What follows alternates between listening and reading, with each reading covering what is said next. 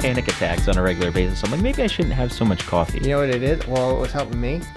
Getting to sleep on time, making sure I can get at least 8 hours. That's for losers, Nick. Waking up, hydrating. Yeah.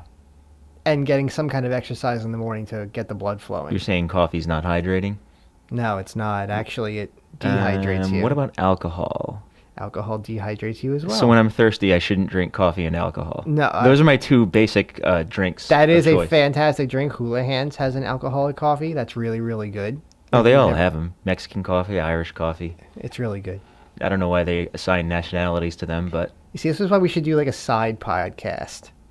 We can do a side podcast, but for now, we're going to do Camera Academy from Cometa Camera. Hey, everybody. How you doing? Today, we have a new Camera Academy episode that focuses on one of our favorite things and most misunderstood things, the various shooting modes on your camera. Isn't that right, Nikolai? Yes, cameras do have something other than full auto and It's true. manual. You'll see that there's a lot of other settings on the camera that you can use. Before we continue, my friend, you're going to have to talk towards the front of the microphone. I can't. No, be cool you can't and talk do a sideways. You can't do a side eye kind of thing. I know it looks gangsta, but It's not gangsta. It's just more comfortable. Sorry, dude.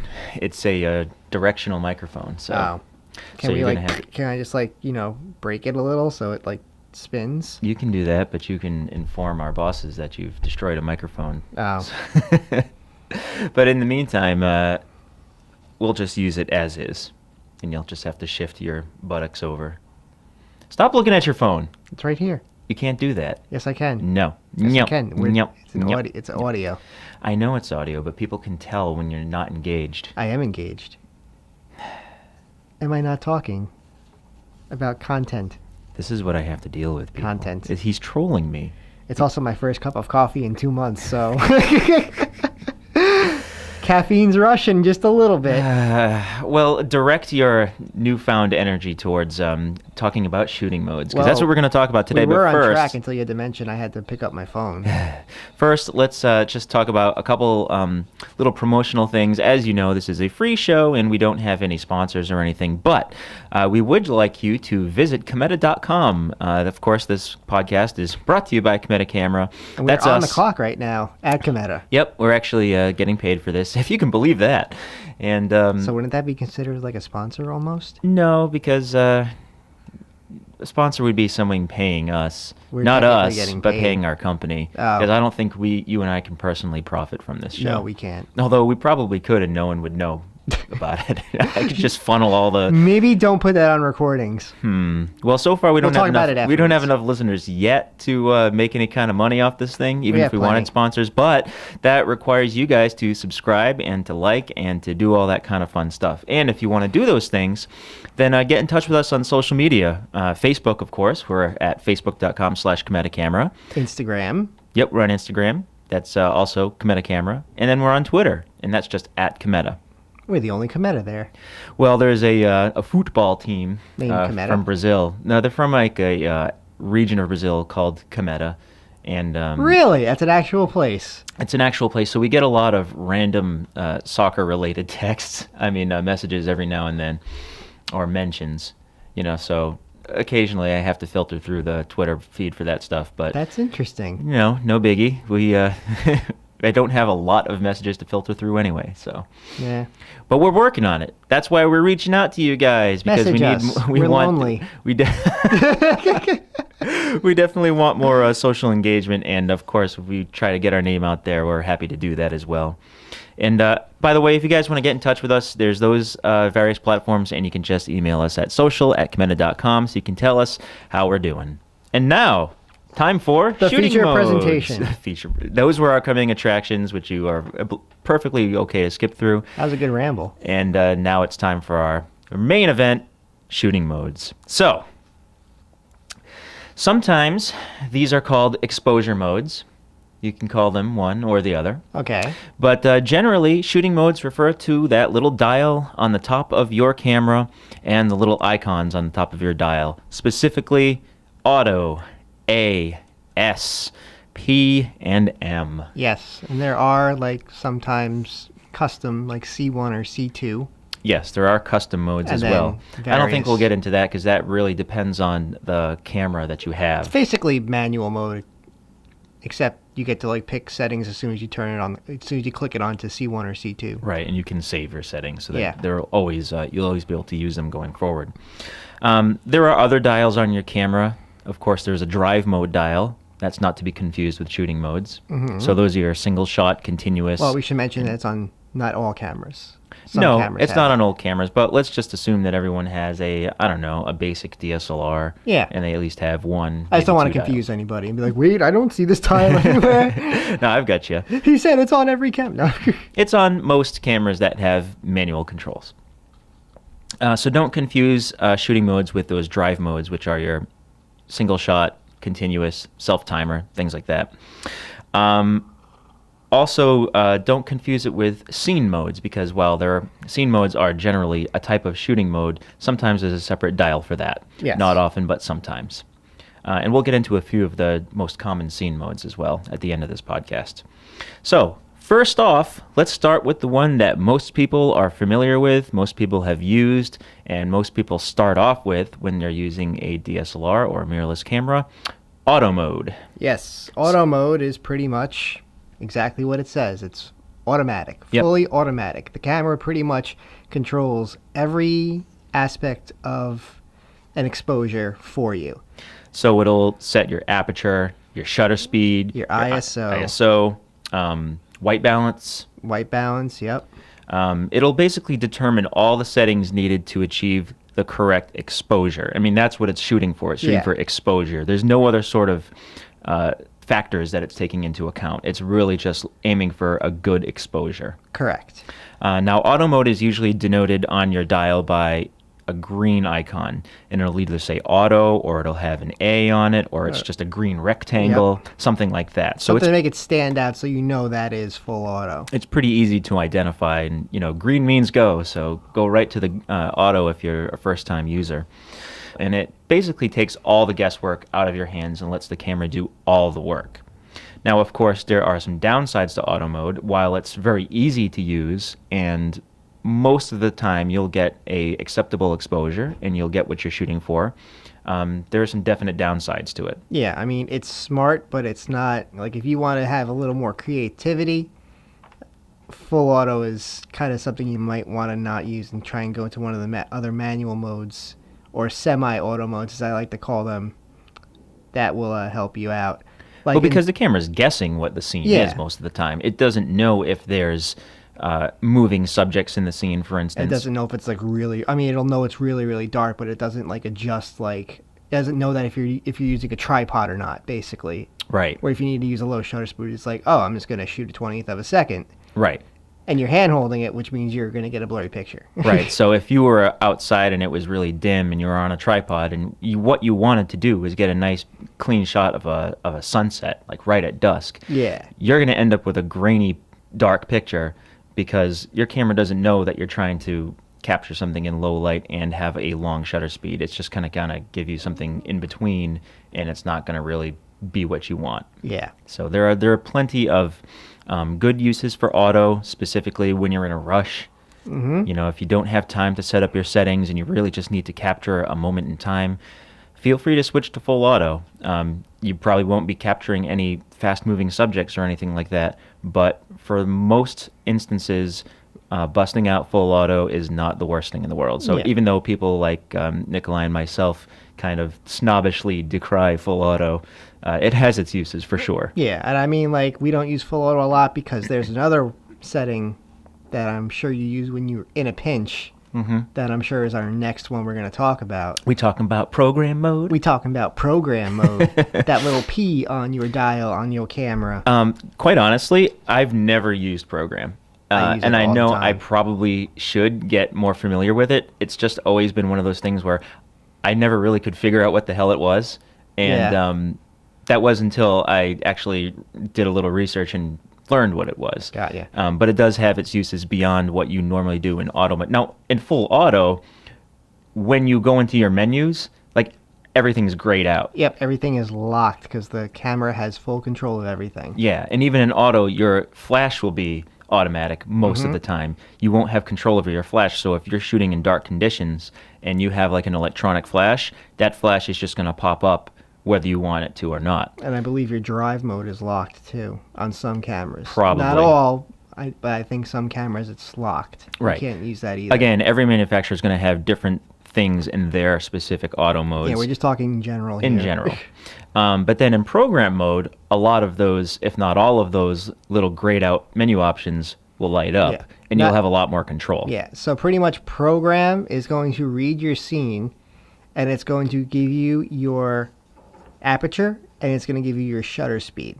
Now, while you are in program mode, you can use your front or back dial, or their main dial, whatever you have, and you can adjust that exposure. So let's say it's giving you like 100th of a second at f4, but you want a shallower depth of field. You can actually rotate that dial, and it'll drop your aperture and raise your other one up. Right. So it's basically like changing your exposure up and down, and whatever you adjust, it'll adjust the other setting accordingly. Correct. And you'll also have control over your ISO. Yes, you have full control over your ISO. You can put your ISO in auto mode, or you can set it yourself, and then exposure will be determined that way. Your drive mode should be open. Your focusing mode should be open. Yep. Your white balance is going to be open, which is all locked on full auto. Right. Now, a lot of the time, full auto is capable of figuring out what the scene dictates, and it'll apply the settings appropriately. But you can't adjust anything. But you're not allowed to adjust anything. Now, if you are in full auto and you're saying, well, why are my pictures turning out blue? That's because you have your white balance off. And in program mode, you'll get the same kind of exposure capability, automatic exposure capability, but you'll be able to change your white balance so that you can correct that without having to do it in post-production. Yep. So program, basically, full auto with control over all your little settings. And Nick just dropped his chair as if he was dropping the mic. I just noticed I was leaning in a lot, so... So program is quite useful, and especially if you want to have control over your ISO. Some people even think of it as like an ISO priority. That's actually a good name for it. Because you can control your ISO, and all of your other settings will be taken care of automatically by the camera. So yep.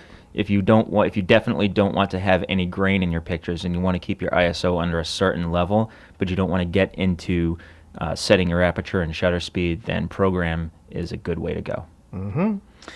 All right, so moving on. My personal favorite mode, which I use the majority of the time, is Aperture Priority. And this is shown by an A, or on Canon cameras, an AV for aperture value. Now, with this mode, of course, as it indicates, you have control over your aperture or your f-stop. And that basically lets you control how much light is entering the camera through the lens, and it also gives you great control over your depth of field. Yep, so basically in that mode, you control aperture, the camera controls your shutter speed. Now, you also, again, have full control over your other settings, like your ISO, drive modes, focus points, etc. Now, in any mode, you can have ISO set to auto on most cameras. Mm-hmm. So you also have that up. What did I just drop? You just dropped the remote for the camera. No biggie. So you can have ISO set to auto in pretty much any mode, or you can have control over it in any of these sort of like semi-automatic modes. So aperture, shutter priority, these things. You'll have control over your ISO, so you can, if you're in dim conditions, you can raise it up.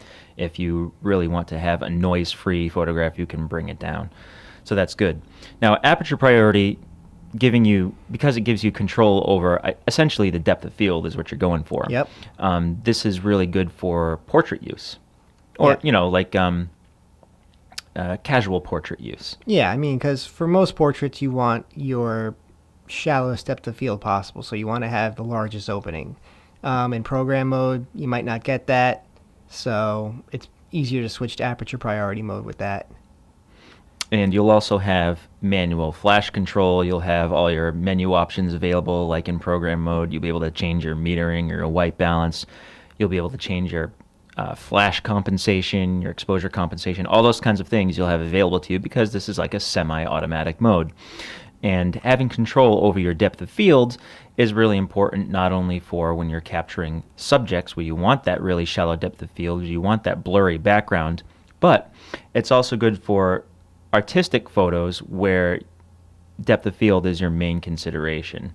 So whether you're focusing automatically or in manual mode, having control over your depth of field is really important when you're trying to get a nice artistic photo and you want to bring out a specific subject, whether it's a person or not.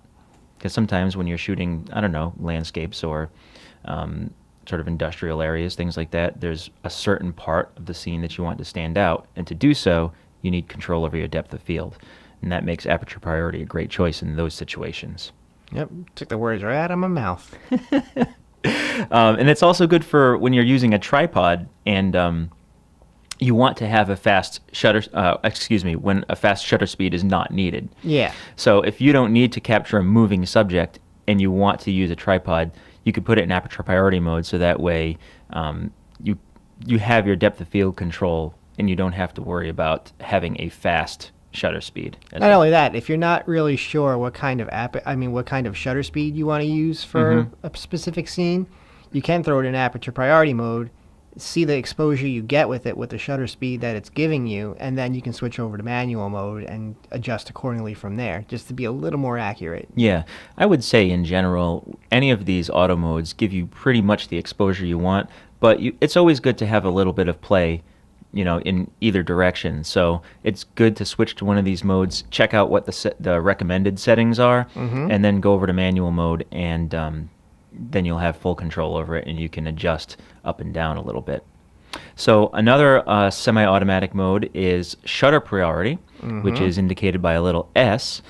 Or if you're using a Canon camera for some reason, it's a TV, and that stands for time value. You would think they would change that by now. You'd think, because I don't know anyone who, even people who shoot with Canons, they don't say, "Oh, shooting in time value mode." Yeah. It's always Shutter Priority. Shutter. That's the standard industry term that everybody uses, and for some reason Canon refuses to move on. I used to call it television priority. TV? Well, yeah. I used to sometimes, I'd grab a Canon camera and I'd think that was like video mode. Like what? Yeah, I know. I'd switch over TV. to I didn't know this had TV on it.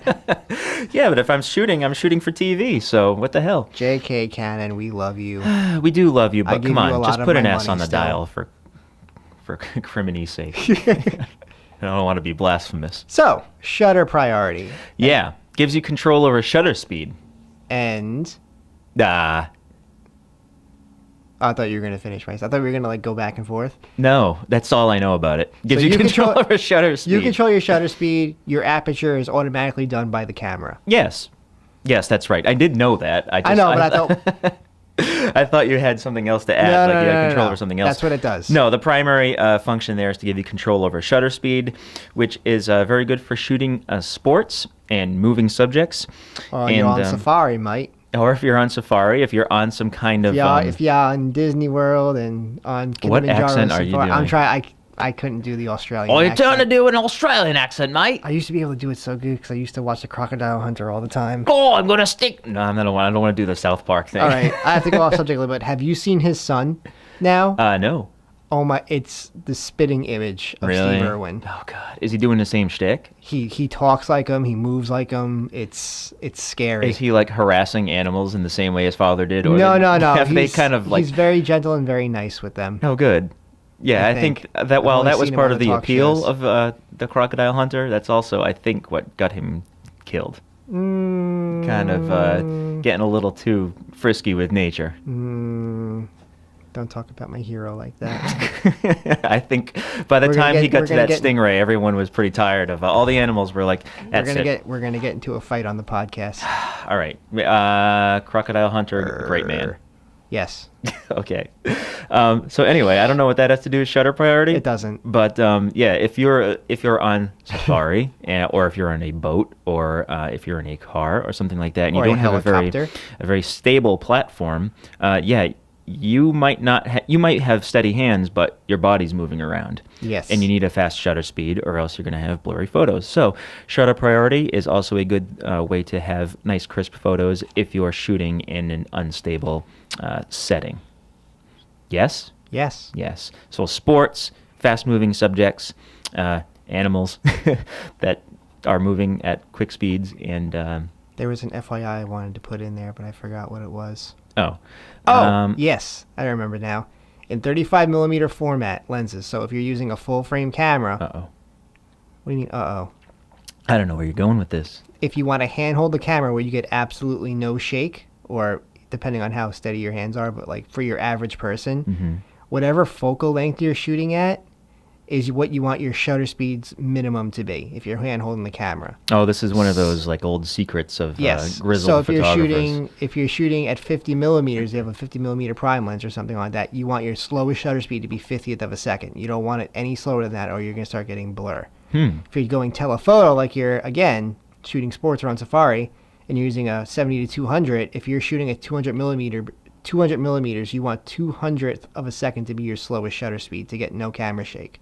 Now, what happens to that little formula when we put image stabilization? That's why I'm putting it in the full frame format. I gotcha. Oh, image stabilization? Yeah. Oh, with image stabilization. So that like gives you an extra few stops to work with. And it gives you an extra few stops. So whatever your camera's usually set in third stops, I think, right now, as far as when you adjust your shutter speed.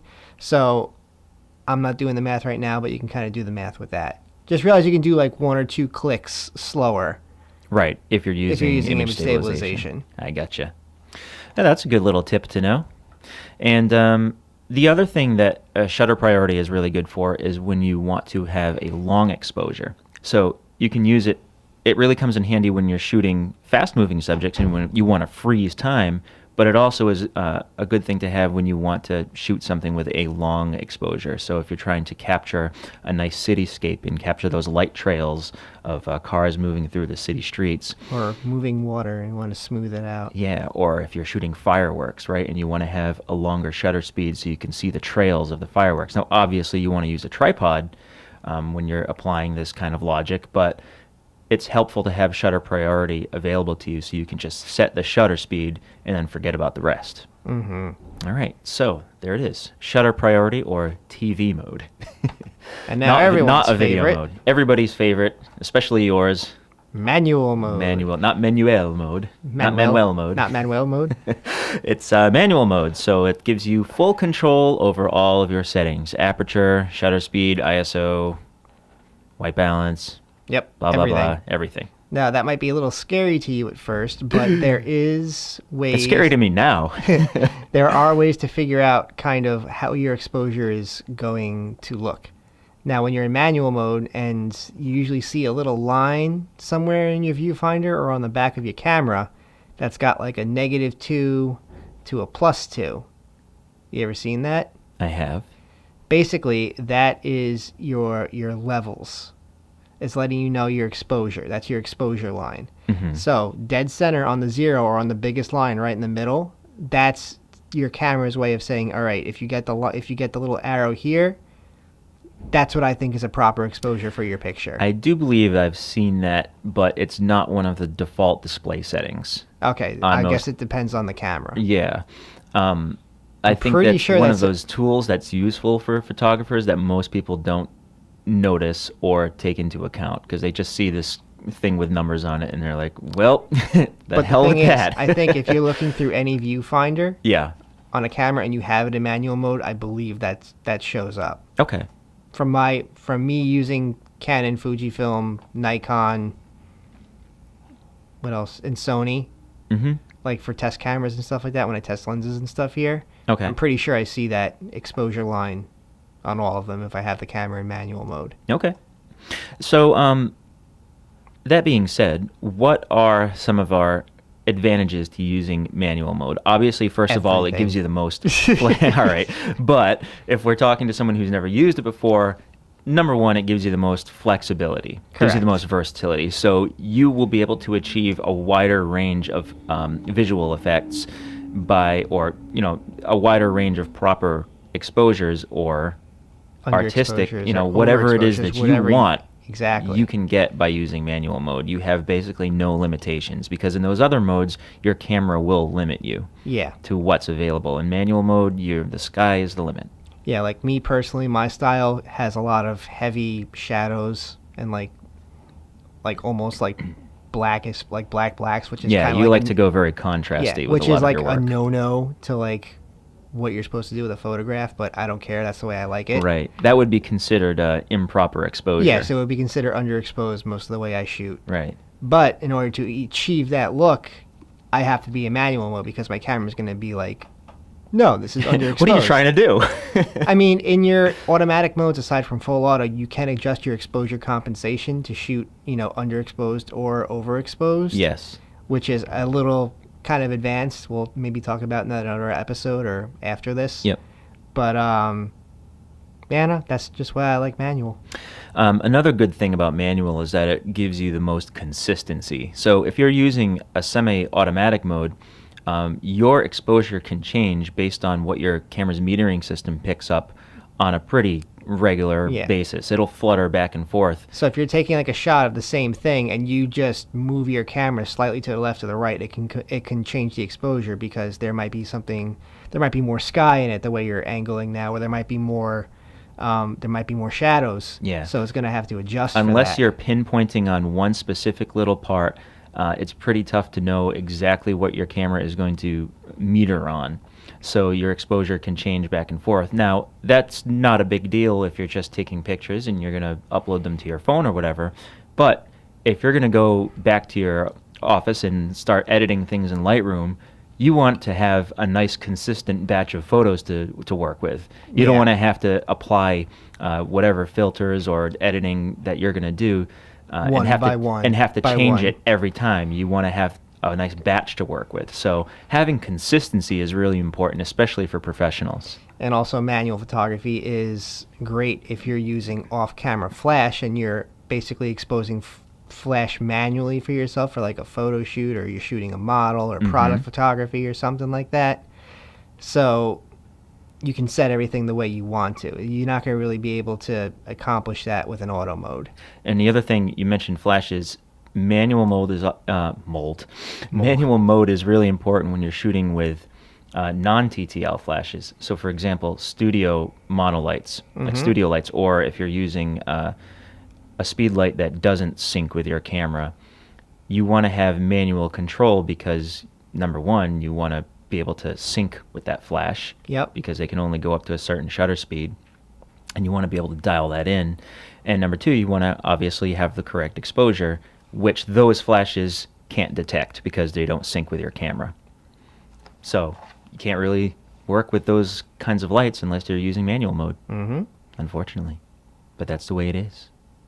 Yep. So stick that in your pipe and smoke it. Oh, wow, I haven't heard that saying in a while. My grandpa Oh, it's going to be more popular coming soon, especially in Vermont and California. Oh. But that's neither here nor there. Now, those are the most common... those are the common modes that are on your mode dial on the top of your camera. Now, you may have heard of scene modes. You may have even seen your scene modes on top of your camera, and they will have different little icons, and those scene modes are basically like full auto modes that are used in specific situations to make it easier for the photographer to dial in all their settings real quick and based on the situation that they're in. So the most common ones we have are, number one, portrait mode. That is usually an icon of a woman's face or a woman's head, and you can tell it's a woman because of the long hair for whatever reason. And that will do a couple things. Number one, it'll set your aperture wide open so that you get a nice shallow depth of field, and it usually does some lighting enhancing too, or like skin softening, things like that. Yeah, basically it kind of blurs certain tones a little bit, which are like skin tones that will, I guess it's like midtones. I think it actually like detects skin colors, across a pretty wide spectrum. So you can use that mode to sort of like soften up blemishes and things like that. Yeah, it also will increase contrast a little bit depending on if there's more than one portrait mode. And most cameras will have some kind of like dynamic lighting adjustment built into the camera, and it'll apply that as well. So that way your portraits that you take in that mode will look real nice, and you won't have to do too much to get that effect. You were going to say something else? I was going to say the second mode that I think is most popular on your little list there. Oh, yeah. I haven't seen the list, but I'm pretty sure It's going to be sports mode. Hell yeah. Sports mode.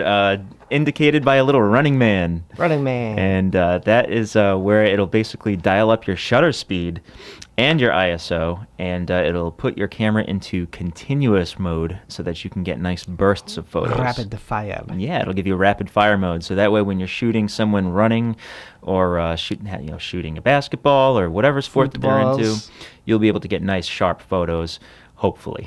They have to be moving pretty darn fast for you not to get a good shot in sports mode. And let me also mention that now that you say that, because I get a lot of this with some of the calls I get. When you're shooting these things, and you have to realize not every shot you're going to get is going to be in focus and tack sharp. Even if it does click in and says that, I have achieved focus on this, because you're shooting a moving subject. Yes. So even a professional sports shooters, at our school, they've shown us the portfolio that they show everybody. And then they show us the portfolio they have in the background where they get the portfolio they want everyone to see. Yeah. And you'll see that a sports photographer has hundreds and hundreds of blurry images that they just basically delete because he can't use them. And that's one of the luxuries of having digital photography at our disposal, is that we can delete tons and tons of pictures, and we don't have to be as precise as photographers were back in the heyday. But even years ago, before we had digital, there were plenty of mistakes that got put to film. Yeah. And, So I'm just saying, don't stress it if you're getting, out of every 10 shots, you're getting, maybe 1 or 2 good ones, because I guarantee you professionals the same way. You're just seeing what they want you to see as far as their portfolios and what's online. Yes, you're absolutely right. Now, as far as sports mode goes, there's one other thing that it usually does, and that's set your autofocus to continuous autofocus, because that's available with most cameras now. Yes. Normally, your autofocus would center on a specific part of the scene, and it would just do that one part. Now, continuous means that it's going to keep checking autofocus, and as your subject moves, it's going to track that subject. So if they're moving toward you or away from you or even side to side, it'll continue focusing on that subject. Yeah. So if you have a moving subject, you'll have a much better chance of capturing a acceptably in-focus picture. So the basic focus that your camera uses is point autofocus, which detects contrast between lines. It looks for lines in your photo to focus on. When you're in continuous, it's actually sensing motion instead of looking for contrasty lines to focus on. Right. So that's the main difference between using those focus modes. So if you want motion detected, you're going to go into continuous. I mean, even if you have a still subject, it's still going to focus on that subject, generally speaking, because it's going to have that, the focus points are going to be centered towards the middle, but you'll be able to have a much better chance of capturing some in-focus images. It won't probably be as precise as a single point autofocus mode, because it will keep changing. Because it keeps changing and your subject keeps moving. But if you're shooting in sports mode, that's way more helpful than trying to keep up with somebody using a regular point autofocus mode. Absolutely. All right, so we've got a couple other modes that we want to discuss.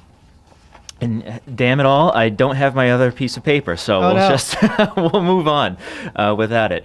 Macro mode. Or about to say we could freeze time and go We could grab freeze it. time and I could run to my desk, but I'm having printer issues, so I don't think I'm going to be able to do that. Improvise! But I can come up with this stuff off the top of my head. I can grab a camera too. The next thing that we have on our menu would be macro mode, and you'll notice that by the little flower, usually a tulip. Yep. And what does macro mode do? Because as far as I can tell, it doesn't do anything. Well, basically, I mean, I know what it says it does. It says, well, if you have close-up subjects, it's going to work, but it doesn't change your closest focusing distance or anything. Really, with that mode, it depends on the lens you have on the camera. Mm-hmm.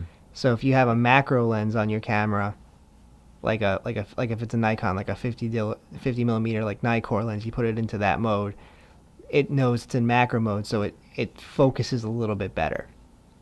Now, if you have a camera that has a built-in lens to it, most of those cameras, if it has a macro mode on it, the lens has macro capabilities with it. So it just assists in getting that focus better. Okay. I mean, the only thing I could tell is that it keeps your your aperture at a pretty wide open range. You know, Yes. like the idea with macro photography is that you have a Super pretty shallow shallow. depth of field, and The you nature want of a to. macro lens is really shallow depth of field. Right. But it's not as though if you have a camera with your kit lens and you put it in macro mode, it's not going to allow you to get any closer to your subject. No, Your that's all lens based can on focus. lens. Your lens can focus at a certain distance, no matter what mode you have your camera in. So macro mode, I think, is basically just set your aperture wide open, might put your autofocus dead center, but other than that, I don't think it does too much. I can't really 100% say because I've never really used it. I just usually use manual. Okay.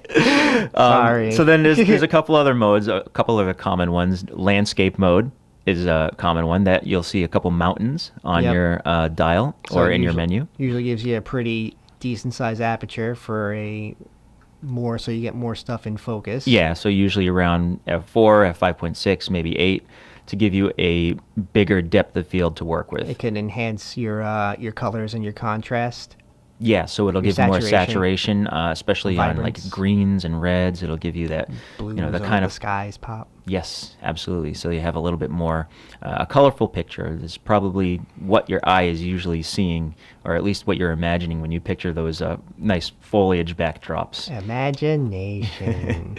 And then let's see, there's night portrait, which is basically fires the flash so that your subject is illuminated, but then also leaves the shutter open for a little while so that your background is also illuminated, which gives you that nice, you don't have that, blown out subject and then a completely dark background. Just make sure your subject stays very, very still. You got to have a still subject, and you're it gonna also see helps to have a ghosts. tripod. Yeah, or else you'll have some wavy lines in the background. Or ghosts. Or ghosts. Sometimes that can be cool. It's a cool effect. You know how to do it. And then, there's plenty of other modes that come with lots of cameras. Those are the most common ones. There's other ones like fireworks mode, which basically is just a long exposure. There's snow and beach because those settings are really bright, so they'll compensate for that. There's other portrait modes based on different settings. There's different landscape modes. There's twilight modes. There's things that they put like a star filter on all the little points of light. There's so many now, but the good thing is most manufacturers will put a little snippet next to it and tell you what the mode's actually doing. Yes. And for the most part, they work pretty well. Yeah. I have to say that I'm always pleased with portrait mode. Sports mode is usually pretty good.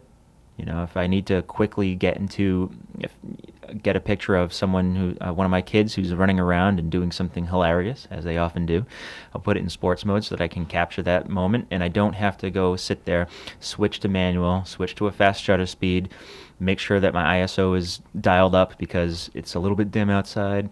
Then I have to switch over to continuous autofocus. I don't have to do all that. I can just switch it to the little running man, and boom, I'm done. Now, it may not be as perfect or consistent as I could get in manual mode, but I don't have time to set it all up. Exactly. So that's when those modes really come in handy, and I'm glad that at least on my camera, I have them because I use them pretty frequently. So the best thing to get out of this is learn the modes on your camera and learn the best situations you need to use them in. So that way when the situation does arise, and we all know with photography, you sometimes have less than a second to make a decision to get a good picture. And once you start having that muscle memory of it, you're going to start seeing more consistently good shots. Yeah, and you'll know what modes to use when, and eventually when you can forsake all modes and just go to manual. Yep. And be a hotshot who's part of the photography master race of manual users. And it's again, I just want to bring up another point because I do get a lot of technical support calls regarding this. Full auto, people sometimes buy cameras and think the more money they spend on it, the better the pictures are going to come out, which is partially true. But they'll keep it on full auto, and then I'll get a call being like, why am I still getting blurry pictures with this camera? Why am I not getting what I want? Why can't I make it look like this? This is why, because when you use those more expensive cameras, they're more prone to be needing to be used in more of the manual semi-auto modes. They're right. more If you buy an advanced camera, you should be using advanced techniques. Yes. And expecting auto mode to give you the pictures that you see in magazines, Most of the time, that's not going to happen. Yeah, you could get some really great landscapes in auto mode, or the occasional snapshot that might be print worthy. But for the most part, it doesn't give you much creative freedom. It just goes for exposure. Correct. So like you said, there's not too much flexibility. You're not going to get those really great pictures that you expect when you're paying thousands of dollars for a camera and lens combination when you just stick it in auto and you go forward. Yep. I mean, heck, I can't even get pictures the way I want to sometimes. Yeah. With all my knowledge of editing and how the camera works and everything. Yep. So sometimes you just don't have the lighting, or the situation passes you by. Mm-hmm. And photography is littered with disappointment. Listen, I've spent like a day or two like trying to get a picture, and then I just realized I'm not going to get it.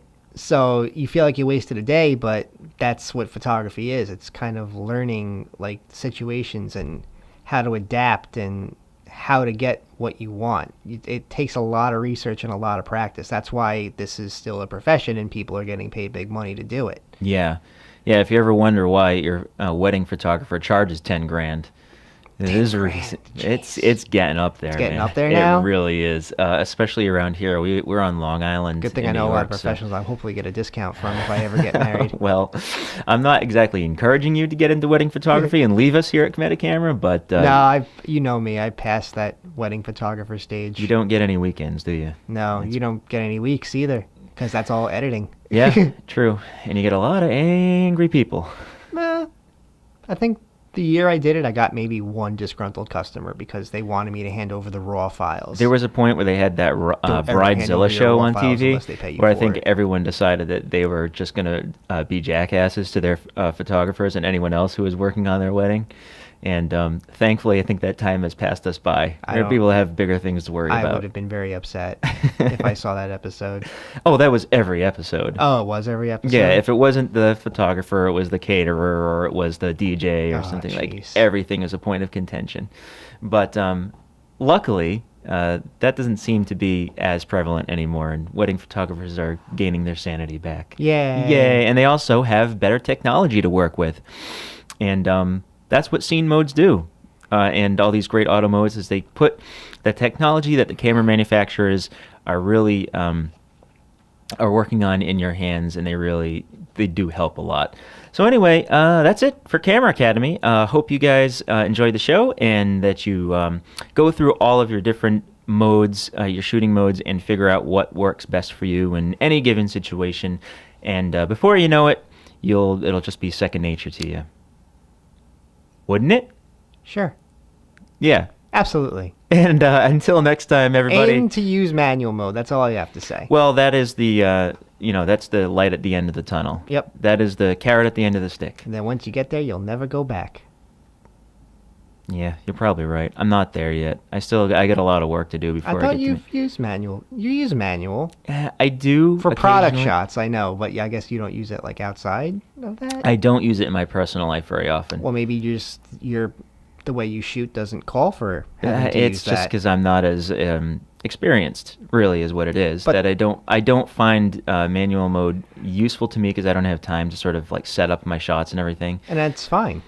It is fine, but I also don't shoot with RAW. And I can see your eye twitching from here. Well, again, that's another thing. You don't have to always use RAW. Like on my Fujifilm camera, I never use it in RAW. It's always JPEG. Because I don't like the way the RAW looks, and I don't have to do too much editing with that camera. If I'm doing a job or I need something where I have to be able to heavily edit something, that's when I'll shoot to RAW, but I'll use my full-frame camera for that so I get the maximum quality out of it. All I'm saying is I got a lot of work to do and a lot of money to spend. So that's my future. Okay. To each their own. Okay. I'm just saying, the way you shoot, because you're mainly shooting your kids. Yes. Don't forget my chickens. And your chickens, which are all moving fast subjects. Yeah. You don't have time to manually expose that and keep changing it. It's funny that most of the stuff that I do shoot is kids, is pets, and is like I'll be on like a boat in New Hampshire or something like that. And so I would use a semi-auto mode for that. myself. Yeah, probably. So it's just your shooting style. You don't have to use manual. Sometimes a photographer will never use manual. They're going to always be in their semi-auto modes. But one of these days, I won't have to. I'll have it all up here, and then I'll figure it all out, and I'll just be like the manual guy. And I'll just be like, hey, what kind of mode you using? I'm using manual. You'll get one of those shirts, I shoot manual. Yeah. Oh, what's that guy? Fro. knows right? photo. He's got the I shoot raw thing. Yeah. So That's anyway. a cool trademark. It is. And with that, that's our show. Don't go to Fro's channel. Stick with us because actually Fro's kind of cool. No, I like Fro. I remember Fro one time photo. Nikon came out with a lens and he just eviscerated the lens in front of the people from It's Nikon. because his reviews are honest, and I respect him a lot. And I felt bad for the Nikon guys, but at the same time, it was kind of funny. But anyway, that's it. Thank you for joining us and listening to us ramble. And until next time, we'll see you in post. We'll fix it in post. I screwed up our own catchphrase. We're not gonna show you the post. And until next time. We're gonna show you the post. We're not gonna show you the editing process of the post. We'll fix it in post. There you go. We'll fix it in post. There you go. Fix it in post. Good job. Bye.